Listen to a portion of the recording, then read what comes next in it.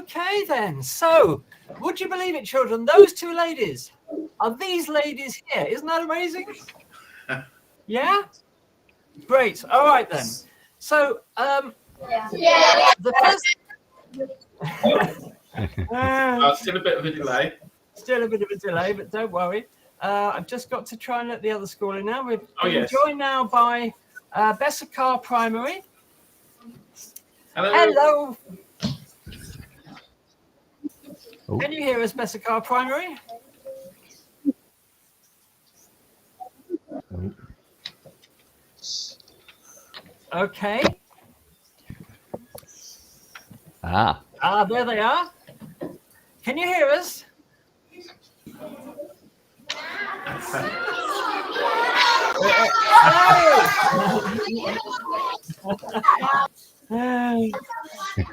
How lovely to see you. How lovely to see you. Welcome. So just for you two, say welcome to the astronauts Anna and Sarah. Say hi. How much of a lag is there?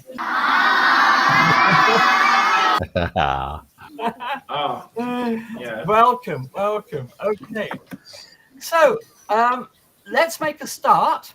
So I suggest we do this in order of what I've got on my screen. So Southfield Primary, do you have a question for the astronauts? Yes, we've got a few questions.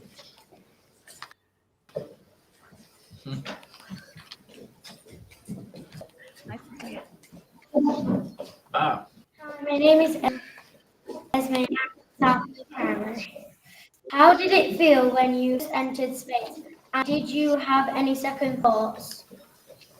Who wants to take that one first?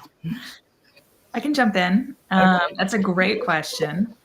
When we got on the rocket, it is this incredible roller coaster where you start on the ground and you're moving at 0 miles per hour, and in 10 minutes you've reached 17,500 miles per hour and you're orbiting the Earth, and you are riding this incredible rocket. It's shaking, it's moving, it's this really incredible sensation.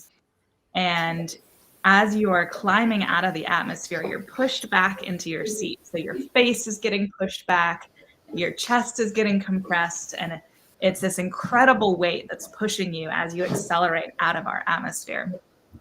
And as soon as you get to main engine cutoff, everything stops. You're thrown forward into your seat straps. And so you have 2 shoulder straps that are now the only thing holding you in place.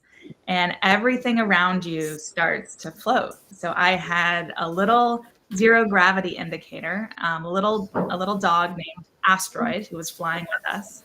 And the first thing I did was reach for Asteroid and float him, because everything is no longer constrained in the same way. And it's this incredible stillness. It's absolutely calm after an extraordinary ride to space.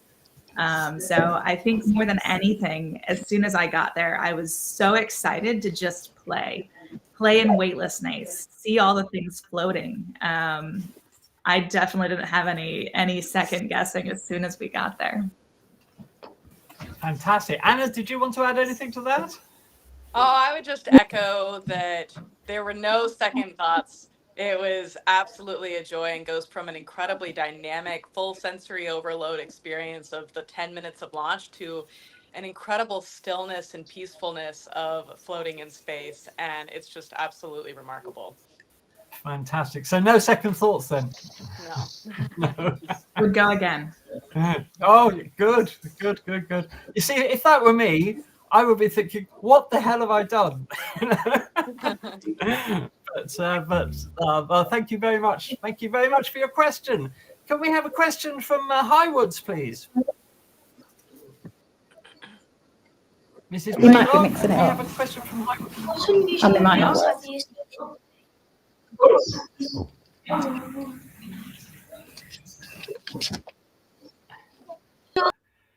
What things have you seen in space? Ooh. We saw some really remarkable things in space. So some things that stood out, and I would say many astronauts see these things, but some things that stood out to me are, we got to see the aurora. Do you know what the aurora is? It's these beautiful lights, these green, sometimes red lights that go around our Earth, especially in like the northern and southern regions. But they were dancing across the top of our Earth. And then we got to see lightning from space, which was also beautiful. You know how lightning here on Earth is kind of powerful and in almost like aggressive and strong and maybe sometimes scary feeling. But in space, it's silent and it's like dancing across the tops of the clouds as the Earth goes by you. And it's this beautiful silent dance.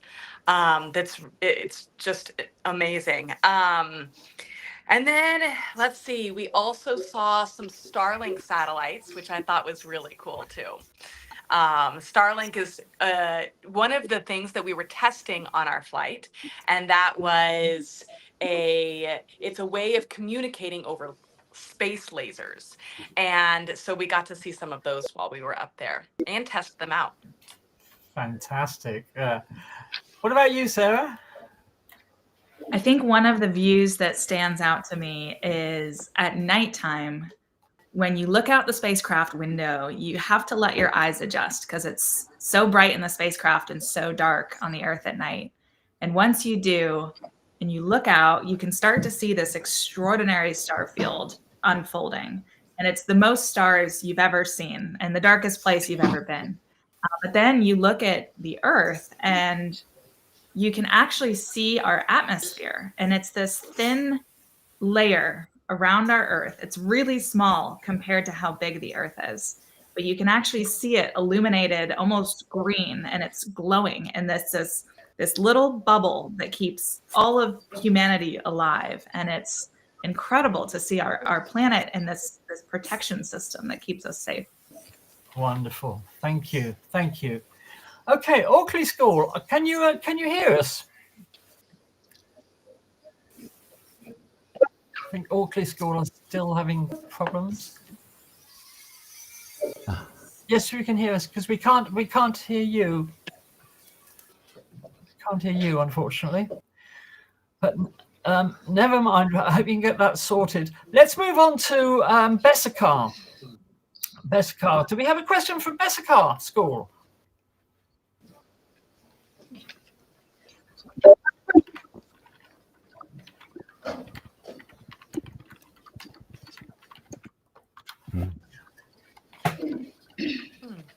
Yeah.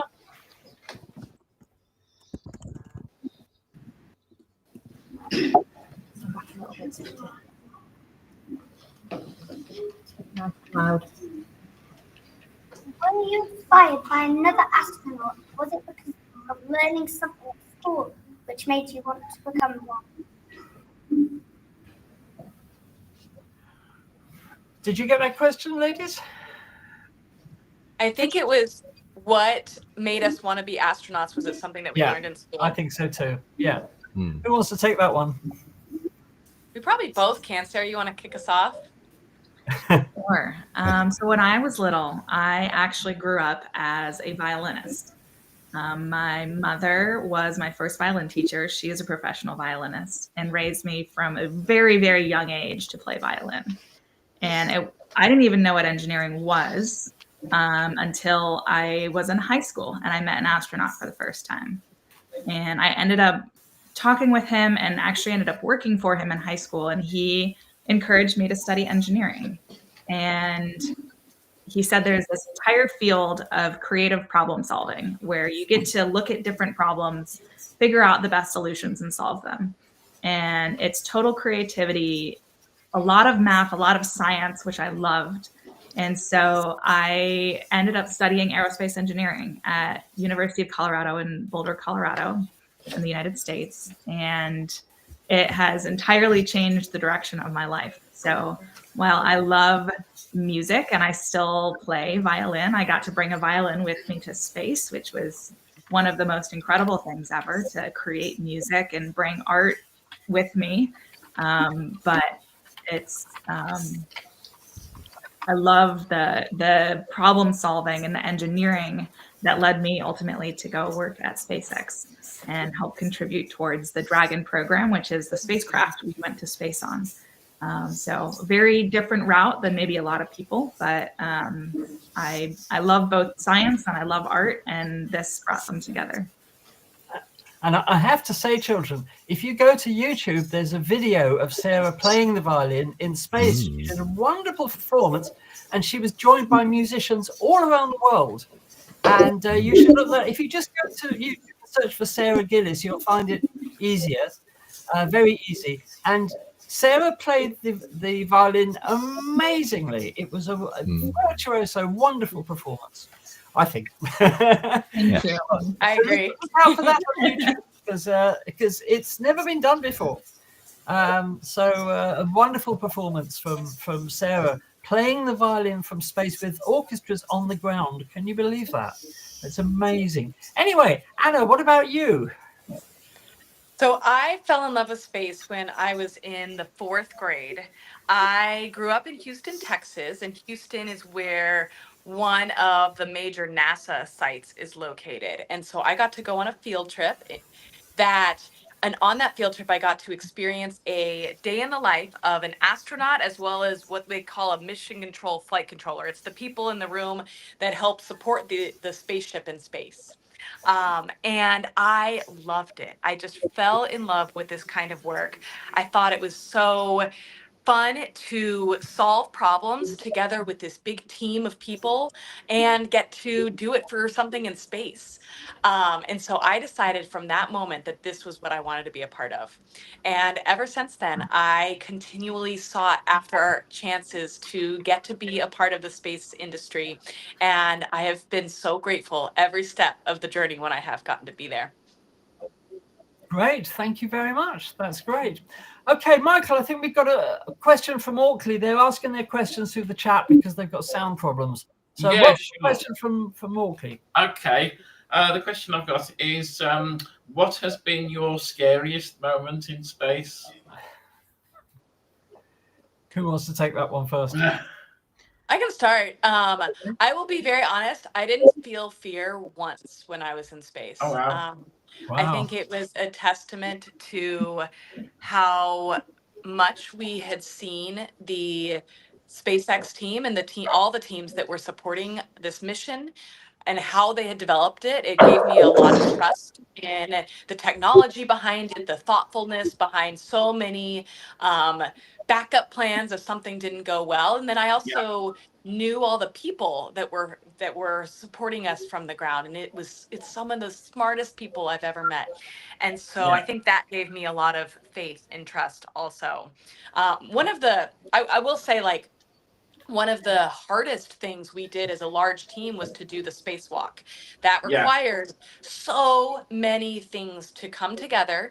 And it took the team many years to figure out how to build a spacesuit, how to make a spaceship that could go all the way down to the vacuum of space, keep people safe, come back up and be a spaceship again.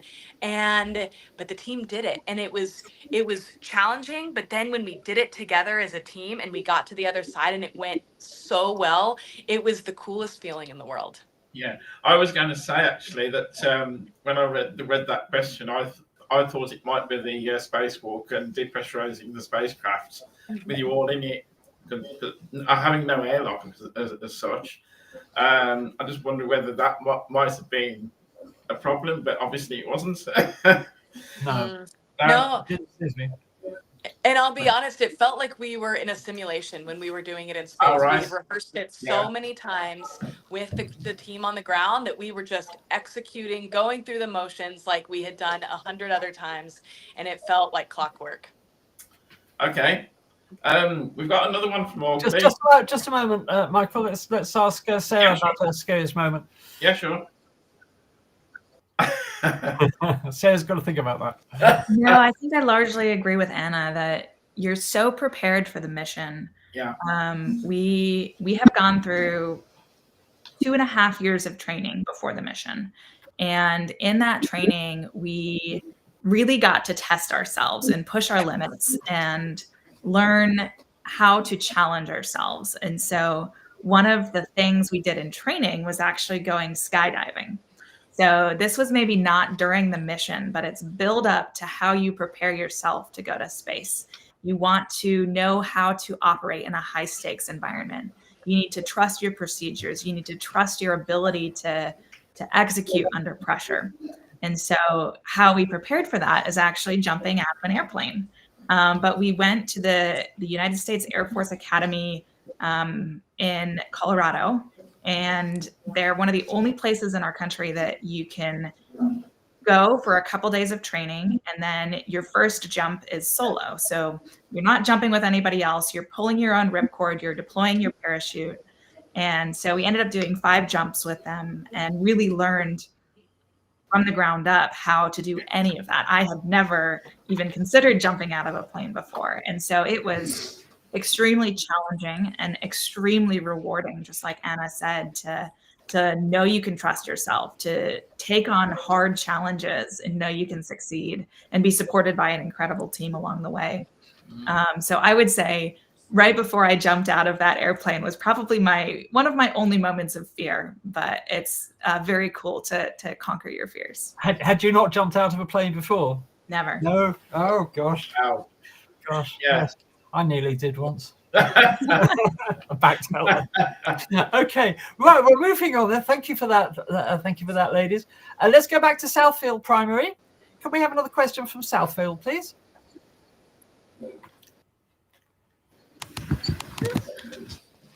Who's going to ask the next question? Yeah. Wait a second.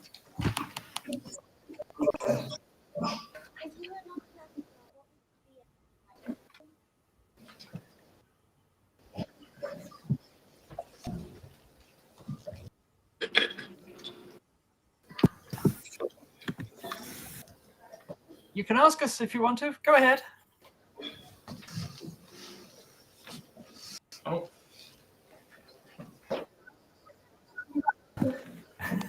If you weren't an astronaut, what would you want to be and why?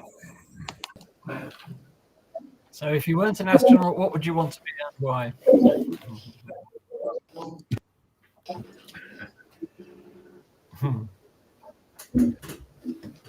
Anybody? Who wants to take that?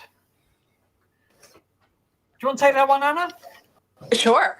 I have lots of things I love.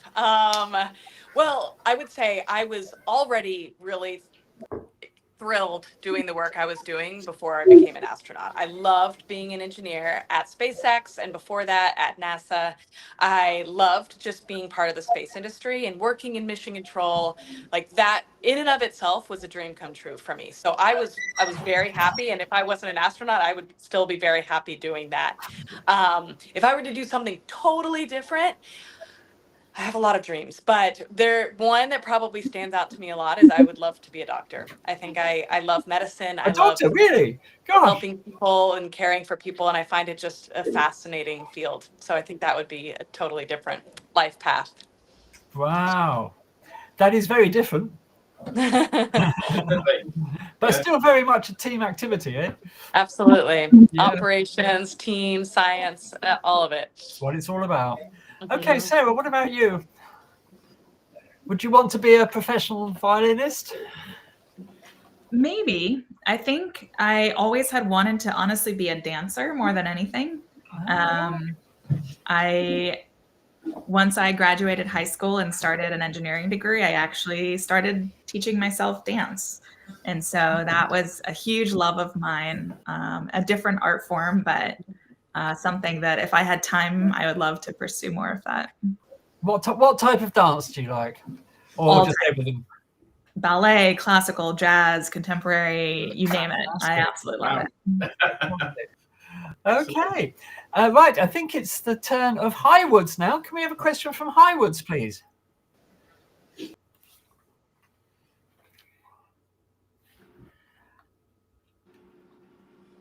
Can you hear us, Highwoods? I think they've frozen. What do you eat and you drink? Could you repeat that, please?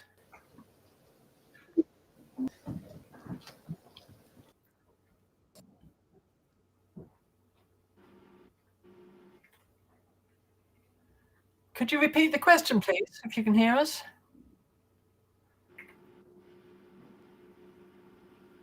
I think they're having problems. I think the question was, what do you eat in space? Did I hear that correctly? That was what I was thinking too. Yeah, okay. Do you want to answer that, Sarah, while you're there? Sure. So we ate all sorts of things in space, and eating in space is really fun because you actually kind of get to play with your food because everything floats.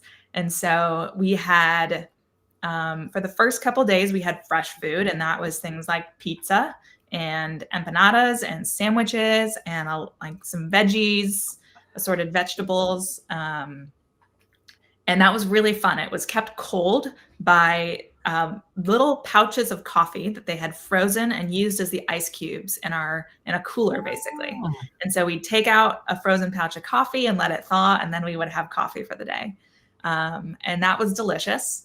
And then after the spacewalk, we had kind of more shelf stable. I don't know if any of you have been camping before, but there's kind of like dried shelf stable food like Cliff Bars or kind of packaged M&Ms or beef jerky, stuff like that, that was really tasty. And I think probably the most fun was with the M&Ms. You could like throw them across the spacecraft to each other and try and catch them or bounce them off the walls and have somebody go and chase it down. But it's just so much fun to eat and play with your food up there, honestly. Oh, sounds enormous fun.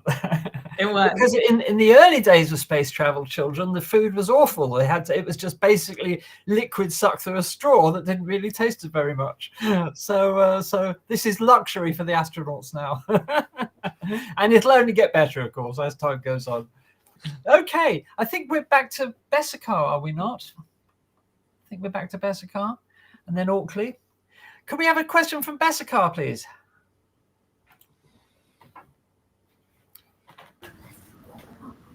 Really loud. When returning back to Earth, how much G-force do you feel when you re-enter the atmosphere? Oh, good question. That's a good question.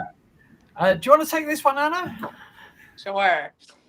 You get around 4.5 Gs when you're coming back at its peak. But the interesting thing about coming back to Earth is that the peak Gs last for a lot longer than they do when you're launching to space. When you're launching to space, you have, 20 seconds, maybe a minute of longer G forces, but on the way back, you might have 7 minutes of 4.5 Gs like pressing into your chest. And so you really notice it. I would say on top of that, what is a major kind of a difference from your sensations is that you've been adapted to microgravity at the point that you're coming back home. So 4.5 Gs when you're coming home actually feels heavier than 4.5 Gs when you're launching off the Earth in the first place. And so you feel it pressing for a long time. Your cheeks are being pulled back. You can barely lift your fingers off in your arms off your armrest, and you can't lift your head off the back of your chair.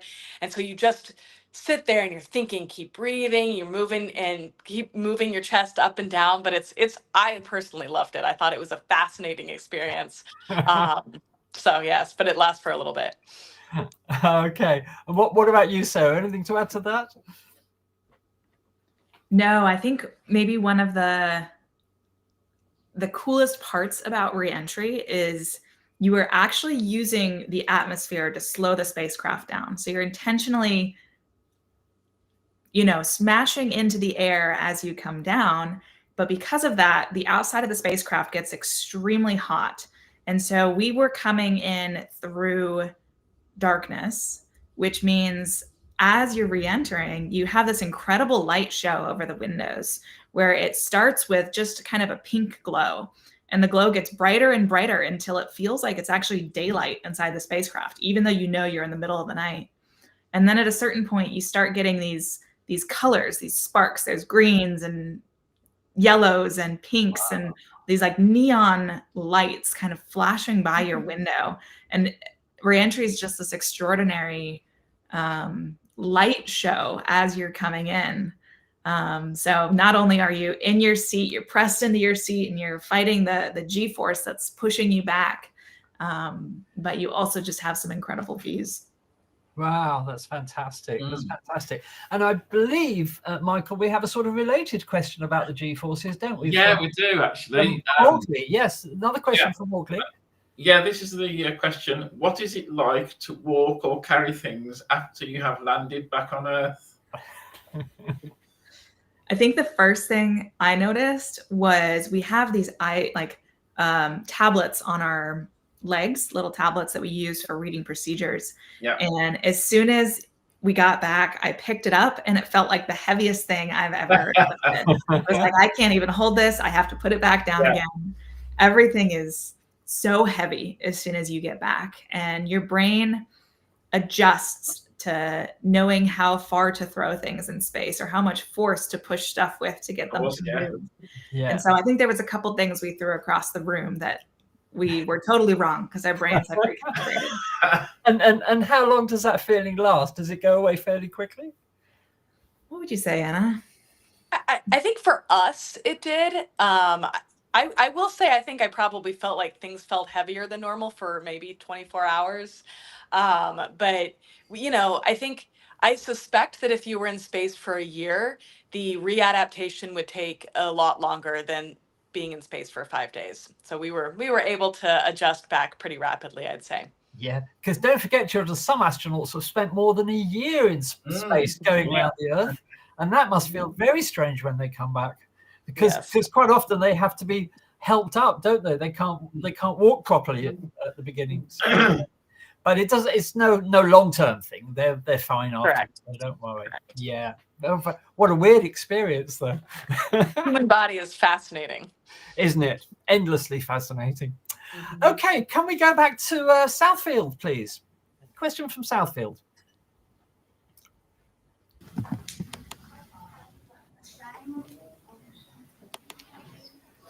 Hello, I'm Anna May from Southfield Primary.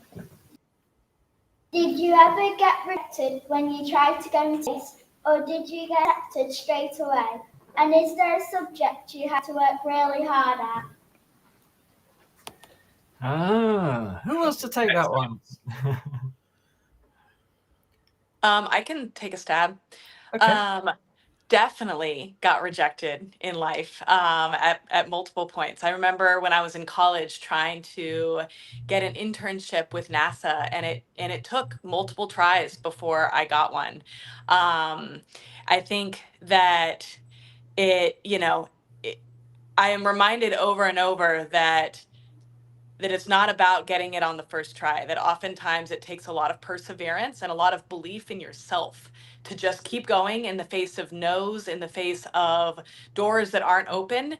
But what I have found is that if you just keep trying, just keep believing in yourself, that oftentimes you find the path that's right for yourself. Absolutely, absolutely. Anything to add to that, Sarah? I would say for me, even after I found engineering, it was in no way easy for me. I think I was behind on math. I was behind on a number of topics that would have been incredibly helpful coming into a degree in engineering. And there were so many times where I was ready to quit and I didn't want to do engineering and I hated it. And it was extremely overwhelming. And so I think it's to what Anna said, it's so important to believe in yourself and to keep trying and keep persevering, even when things get hard, because that's where you learn the most about yourself and the most about probably any topic you're learning about. So I would say there were many times that I failed on this journey, and all of those, though, I was able to learn from. And you should always be figuring out how you learn from every failure, because they are all lessons in disguise. So I would say for me, maybe to your other part of the question of were there any topics that you particularly had to study? All of engineering was new and different coming from an arts background. And so I had to study all of it a lot. And because of that, I learned a whole lot. So I presume what you would say to the children, both of you, is that concentrate on the sciences if they want to be astronauts, yes? I don't think I would say that. I would say science is certainly one path, but I think what's one of the things that's really exciting about the future and what we're living in right now is that more and more doors and pathways to space are opening up. And in a future where we have hundreds, thousands of people living in space, you're going to need people of all types. And so I think the more important thing is to do what you love and pursue what you love and what you find you're good at, because then you will enjoy doing what exactly where you are. So just like I answered earlier that I was really happy being an engineer at SpaceX before I got to be an astronaut, you want to get to a place where you are happy doing what you're doing and you feel like it's using your skills and it's something that you're passionate about. And then you never work a day in your life. That's it. It's so important to do something you love in life, isn't it? It really, really is the most important thing. Okay, can we have another question from Highwoods, please?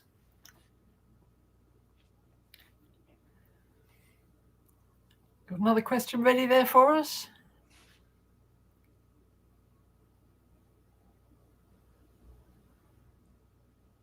No? Can you hear us, Highwoods? Okay, well, oh no, hang on. Somebody's got off. We have a question.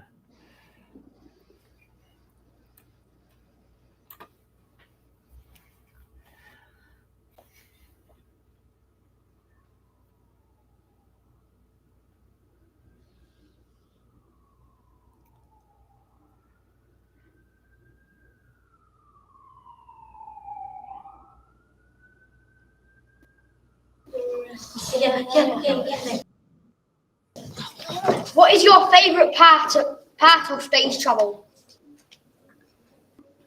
Your favourite part of space travel? Thank you. Do you want to take that one, Sarah, first of all? Sure. I think my favorite part of space travel is, man, there's so many favorite parts, but one of them is going to be seeing the Earth from that perspective, seeing our extraordinary planet with the oceans and the mountains and the textures and the colors, and getting to see all of it. At our highest point in our orbit, you would look out and you could see entire continents. You could see all of Africa. You could see an extraordinary distance where when you're thinking about taking a picture, you have a moment. You take the picture and then suddenly you're in the next continent, because that's how fast you're moving around this incredible planet.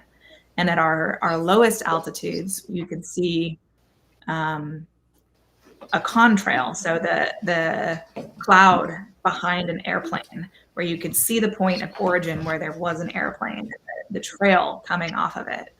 And you could see kind of the highways in the sky of airplanes moving around the world.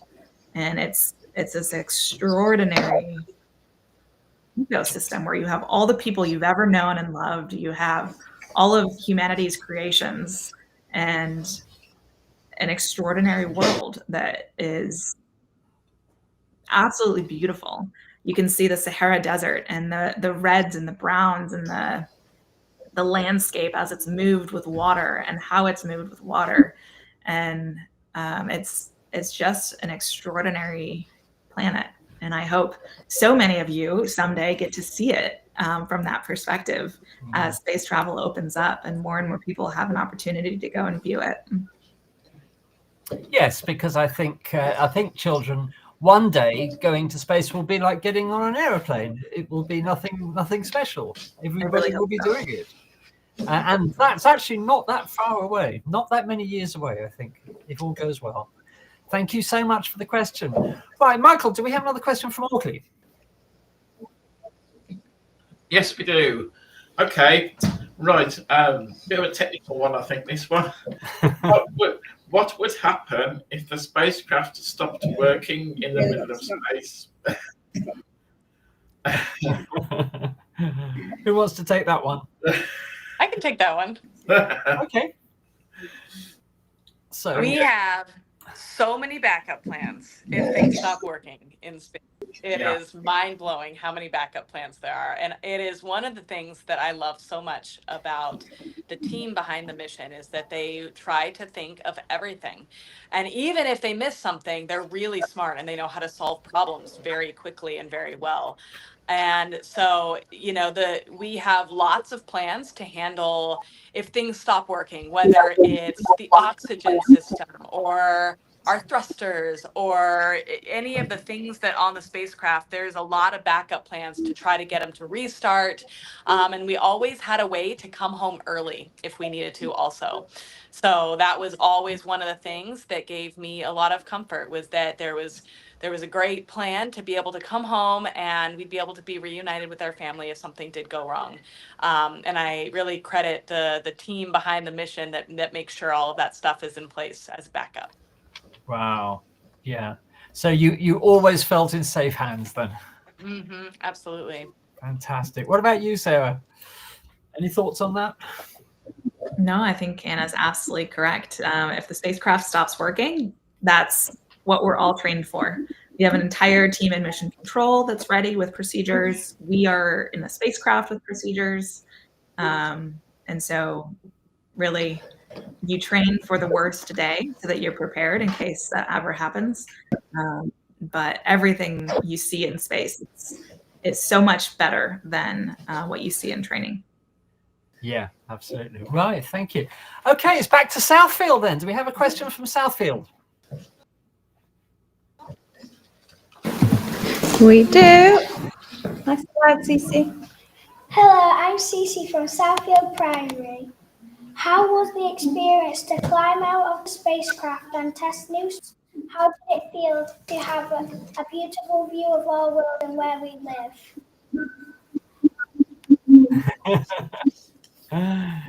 Did you get that question okay? Sarah, I feel like you should answer this one. Yeah. That's a great question.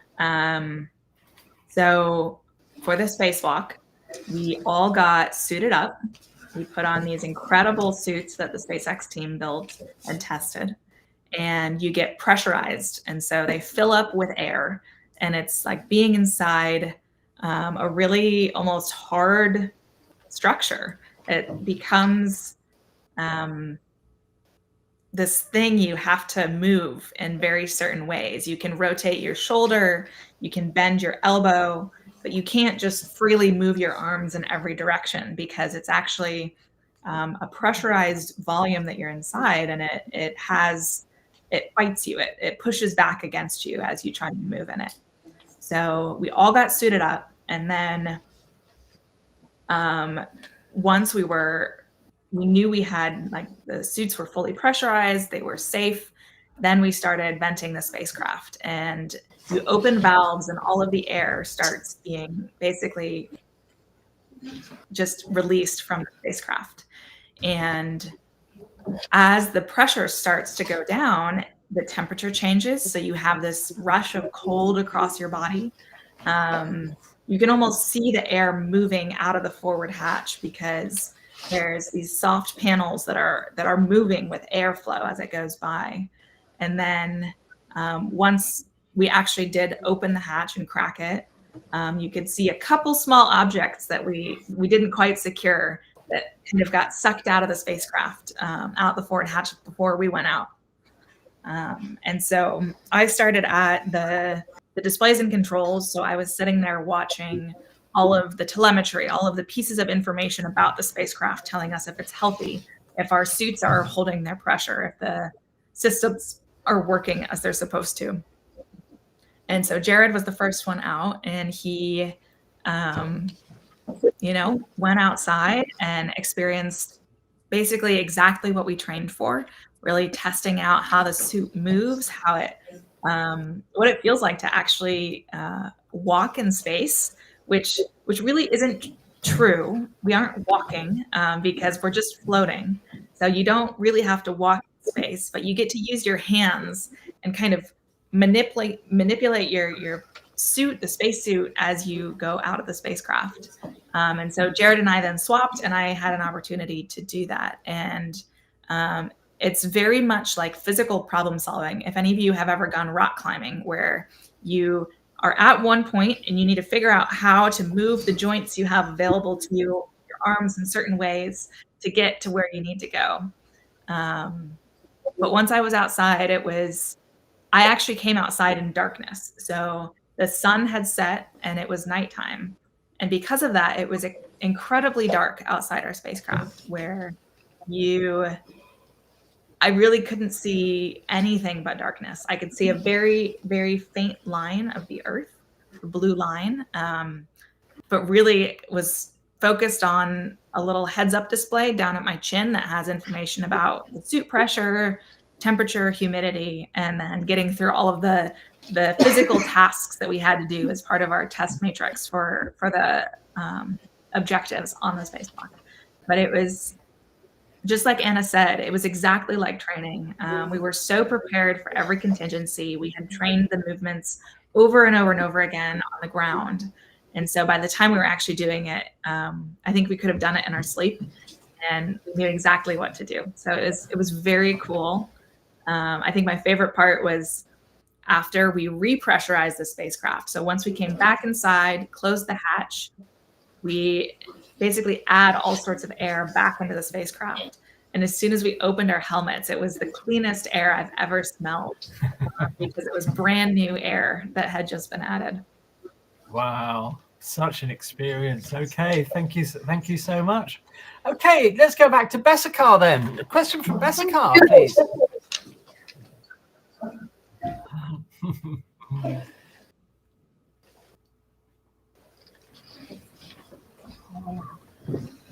What was your coolest experiment in space?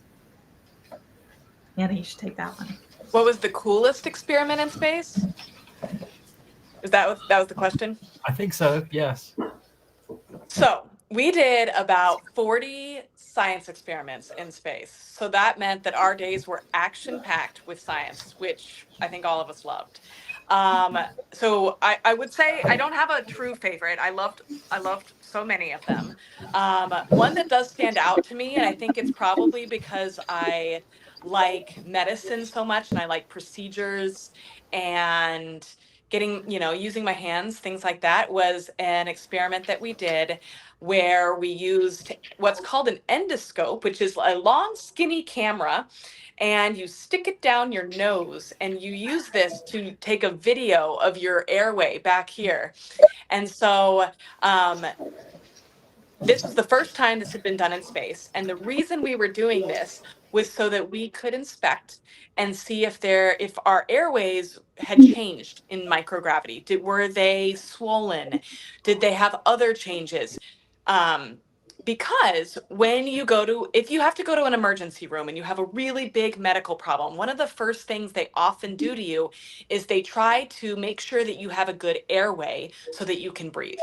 And so what we need to know, if we're going to take thousands of people to space, we need to know, hey, does that airway change in space?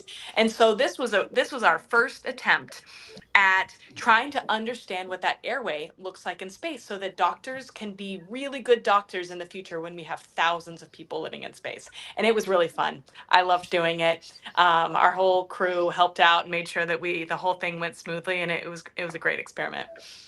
It was a bit uncomfortable putting that endoscope up your nose, though, wasn't it? You numb it first. And so that was probably the uncomfortable part, I would say. Really, it just made me sneeze a lot as I was numbing it, so I just kept sneezing. But after you get it numb, then it's really actually quite easy. Gosh, because I remember with COVID tests, it felt like a COVID test at first. Yep. I'm sure that was really uncomfortable. Okay, lovely. Thank you so much. Okay, let's move on to Highwoods then. Can we have another question from Highwoods then, please?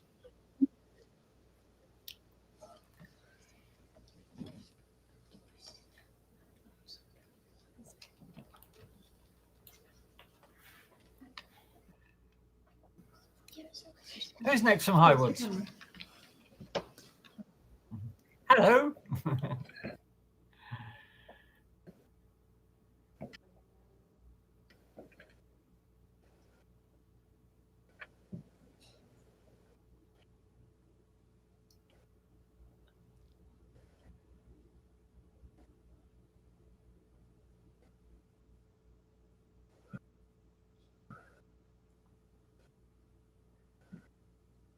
Not sure if we're having a problem with Highwoods. Can you hear us okay? How do you sleep in space? Sorry, go on.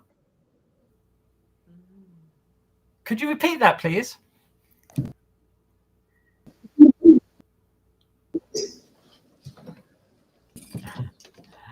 How do you space?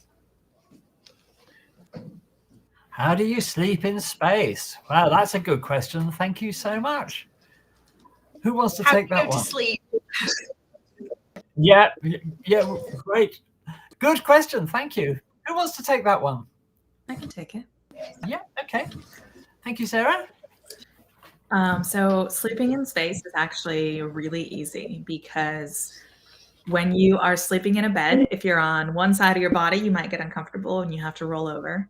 But that's because you're being pushed into your bed on that side. And so in space, you're floating the whole time. So you don't get the same aches and pains that you might have from sleeping on one side and needing to roll over in the middle of the night. So it's extremely easy to fall asleep in space because it's very comfortable. But we have basically sleeping bags that you roll out, and they have some Velcro straps so you can secure them to the footrest. And you climb inside, zip yourself in. But one of the important things about sleeping in space is you want to secure yourself with something. And so you can use like the seat belt across your shoulder in your seat bucket, for instance, because if you don't, you're going to wake up somewhere else in the spacecraft. The air is constantly moving around the spacecraft to help circulate our atmosphere there. And so because of that, if you don't secure yourself, it might carry you around in the spacecraft, and you might have gone to sleep, in your chair, and you might wake up on the floor or at the ceiling or on a wall somewhere because the air plays games with you if you aren't secured. So generally, it's very easy to sleep. I would say we were very busy, so we maybe didn't sleep a lot on the mission, but it was very fun. You actually have to put window shades over windows because Otherwise, you're going to encounter a sunrise every maybe 100 minutes. So you don't want that sunlight waking you up constantly throughout the night. Wow, thank you. And what about you, Anna? How did you find it? I found it great. It was peaceful. I would fall asleep, but I would use a seat belt over my sleeping bag to just hold my sleeping bag down.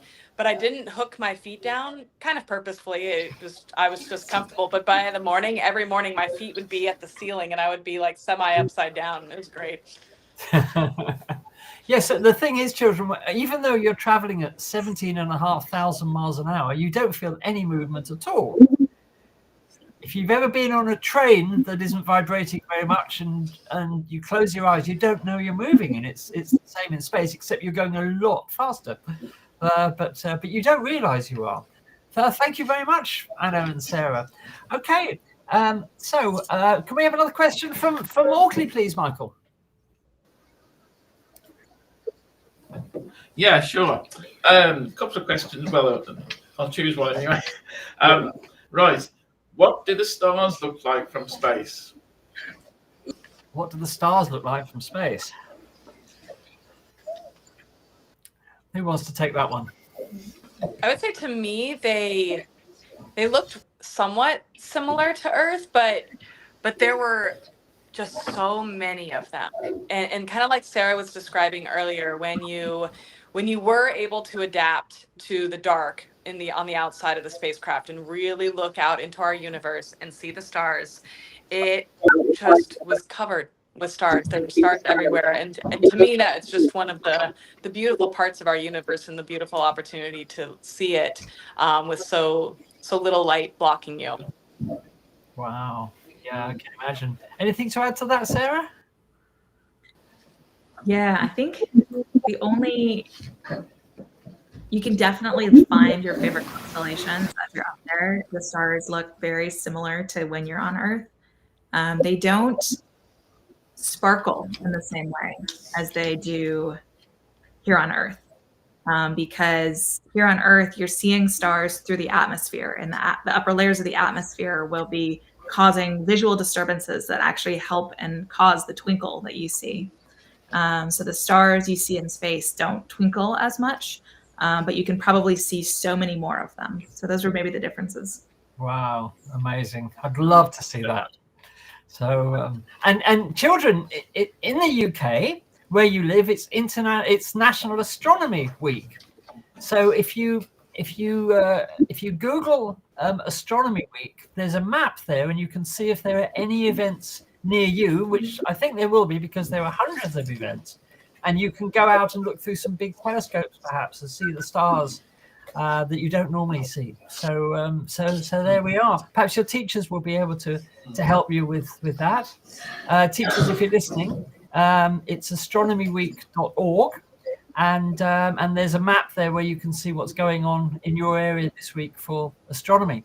And it'd be lovely to get out and see the stars. Absolutely. So back to Southfield, I think. I'd add to that, Andy, that the weather is not very good at the moment. It's actually awful where I am at the moment. Yeah, but that's just you. Everywhere else in the UK, it's clear skies, Michael. You've always got a cloud over you, as you well know. So there we are. Okay, Southfield, hello. Would you like to ask a question? Hi, I'm Poppy, and I want to know what the scariest thing you've ever seen in space was. I had that question earlier, didn't we? The scary space. Yeah, we did actually, but yeah. Do you have another one? Is there another question? Perhaps. Hello. One thing that you. What is the one thing you take into space? didn't get that. No, I didn't get that. Could you repeat that for us, please? We couldn't hear that one. Have another go. She asked, what was the one thing that you would love to take into space with you if you could? That's a good question. Yeah. Wow.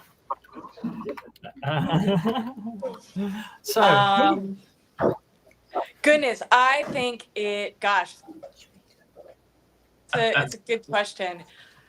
If I had a giant spaceship, I would love to take all the people that worked on the spaceship into space with us. I think there's so many people that contribute to making these missions possible. And there's a lot of people that dream of getting to go to space. And it would be so cool to get to all go up there together and get to do it as one big team. Yeah, that's lovely. That's lovely. Because they must feel, not frustrated, but, perhaps a little disappointed that they themselves will never have the chance to do it. Yeah. They might. The world is getting more and more opportunities. It's my hope. Very true. That's definitely a wonderful answer, though. Yeah, it is. Yeah. It is. Yeah. I'm sure they'd love you for that. What about you, Sarah? What would you take?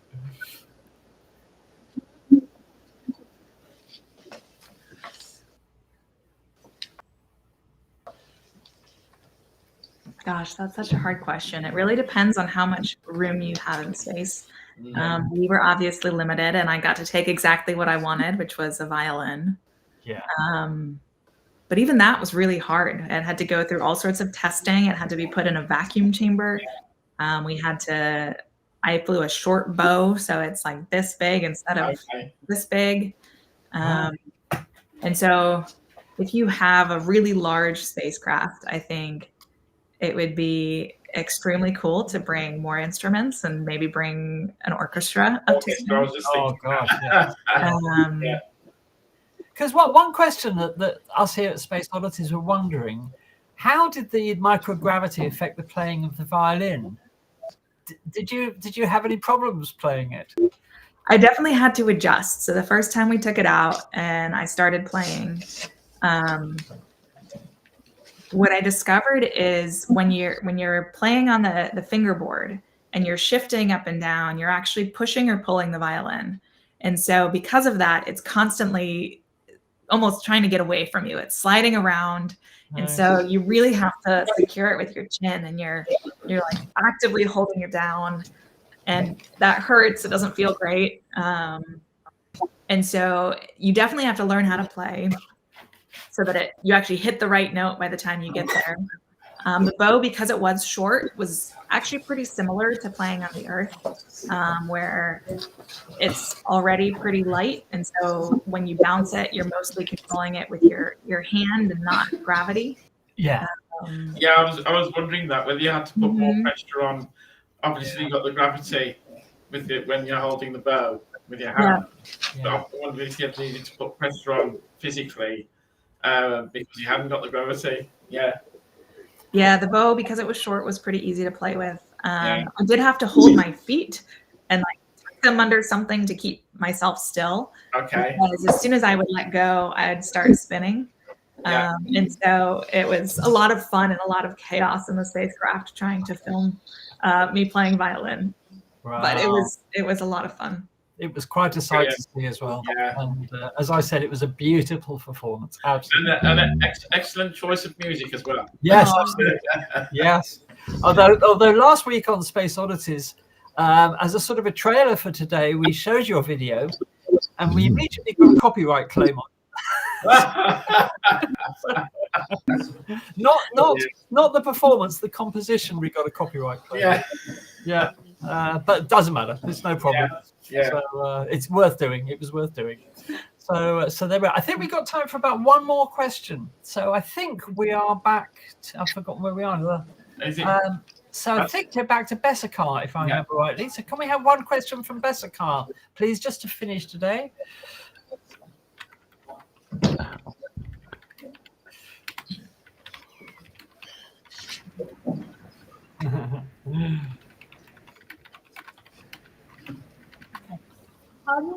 How did you get out of the loading to Earth? Did anybody get that? I didn't get that. No, I didn't. Could you repeat that for us? Sorry. How do you get out of the loading pod when it returns to Earth? Right. I think the question is how did they get out of the spacecraft when they returned to Earth? Was that correct? Yes. Yes. Great. Okay. Right. So who wants to take that one? I can take it. Okay. Thanks, Anna. Sure. So when we got back to Earth, there's a recovery ship. We splashed down in the ocean. There is a ship that is nearby, and they take a little tiny, what they call a fast boat, and they bring it over to where the spaceship is. And some people, some awesome SpaceXers, jump on the spaceship and start harnessing it so that it can be lifted by the whole recovery ship and brought on. So that all happens first. It takes 30 to 60 minutes to get the spaceship actually on the big boat. And then when we're on the big boat, they open the hatch and we see people for the first time since we blasted off from Earth. And that was so fun. And these were people that we'd worked with and trained with.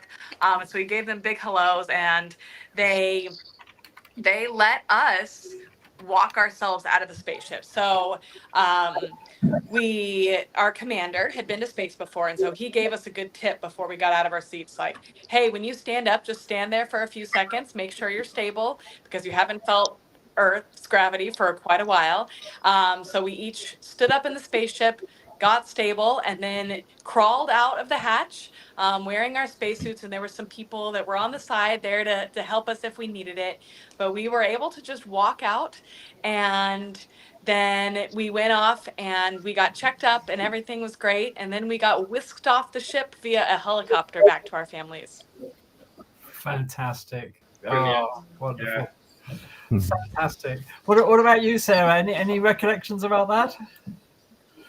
No, it was as soon as you splash on the water, it's like this weight is lifted off your chest, and now you're just waiting for the recovery ship to come and get you out. Once we were on the boat, you get kind of chucked out in the medical bay, and they have some food for you there. And so we got to have some snacks. Some fresh fruit was my favorite, because we hadn't had that in a number of days. But it was just a seamless operation. The recovery team is so well trained, and it was so cool to see them on the spacecraft in the water, and then on the boat, get to hug them all before we got to go see our families. Fantastic.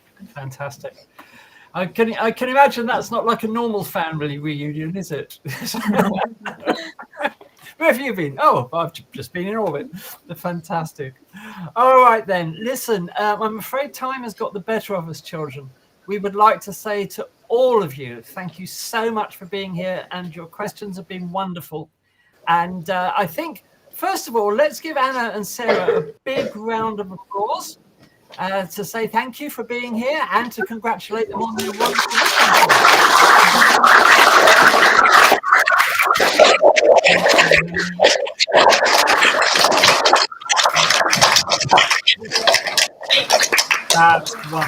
That's wonderful.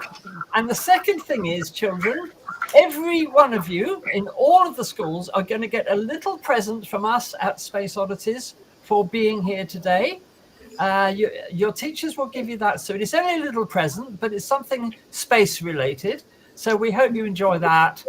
And every one of you that is here today is going to have a little present. All right. So thank you for being here. Teachers, thank you so much for helping us out with this. We hope it's been a good experience for everybody.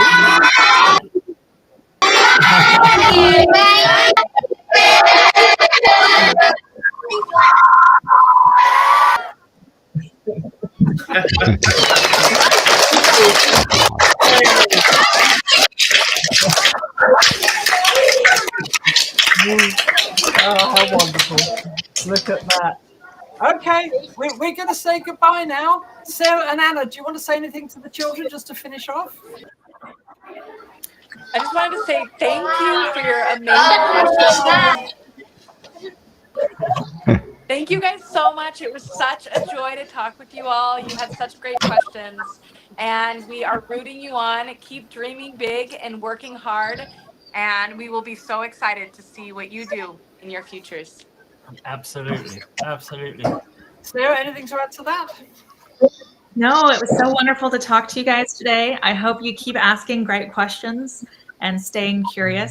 And who knows, maybe some of you guys will end up going into space in so many different capacities. But hopefully some of you someday will actually get to go to space. That would be incredible. So, believe in yourself, believe you can do it, dream really big dreams, and can't wait to see how that all unfolds. Thanks for being here today. Oh, thank you. Thank you. A big thank you to Anna and Sarah for being here. So from all of us here at Space Oddities, from Anna and Sarah, goodbye. Bye-bye.